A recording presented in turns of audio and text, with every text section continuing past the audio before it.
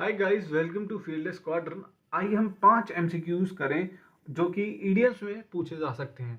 मतलब हम 5 ईडीएम्स करेंगे जो कि एमसीक्यूज में भी पूछे जा सकते हैं। Let's start. In deep waters का क्या मतलब होता है? इससे पहले हमने 65 कर चुके हैं, तो आप जाके देख सकते हैं। इन डीप वाटर्स का मतलब होता है इन सीरियस ट्रबल, बहुत ही गहरी परेशानी में होना। Ignoring rules can put you in a deep water. Discipline prevents problem. मतलब अब आप रूल को इग्नोर कर रहे हैं तो आपको क्या होगा, आप बहुत ही ज्यादा सीरियस ट्रबल में पड़ सकते हैं, है ना। अगर कुछ लिखा है कि आपको चीटिंग नहीं करनी एग्जाम में और आप चीटिंग कर रहे हैं तो आपके ऊपर यूएफएम लग सकता है, अनफेयर मीन्स लग सकता है। तो इसलिए इन डीप वाटर्स का मतलब होता है इन सीरियस ट्रबल। नेक्स्ट है jump on the band wagon. मतलब jump on the band vegan का मतलब क्या होता है कि कोई ट्रेंड चल रहा है उसको फॉलो कर रहे हैं ब्लाइंडली, कुछ बिना सोचे समझे। अभी रिसेंटली एक गिबली आर्ट का वो आया था जिसमें सब अपनी फोटोज दे रहे थे जेमिनी या फिर चैट जीपीटी को, और उससे फिर अपना आर्ट बनवा रहे थे। तो वही है, jump on the band vegan का मतलब हो गया कि कोई भी ट्रेंड हो तो आप उसको ब्लाइंडली फॉलो कर रहे हो। Do not jump on the band vegan, choose wisely. अपना वाइज इस्तेमाल करिए और फिर आप चूज करिए कि आपको ये करना है कि नहीं करना है।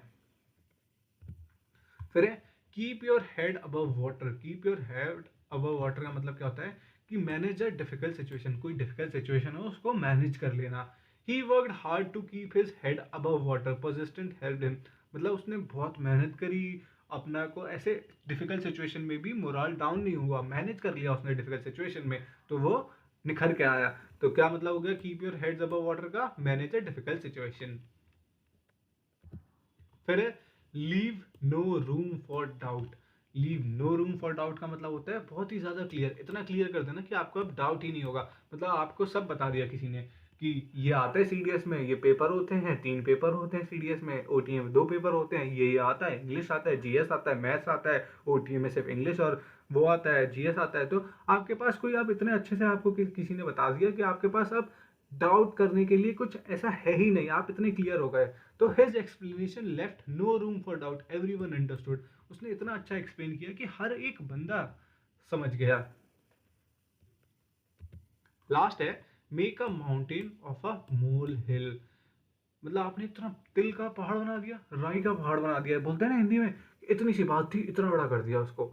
Make a mountain of a mole hill का मतलब होता है एक्सजरेट अ स्मॉल इशू। इतना सा इशू था आपके मतलब खरों चल गई, आपने बोला अरे भाई मैं तो इधर जा रहा था जंगल में, शेर से निपट के आया हूं मैं तो।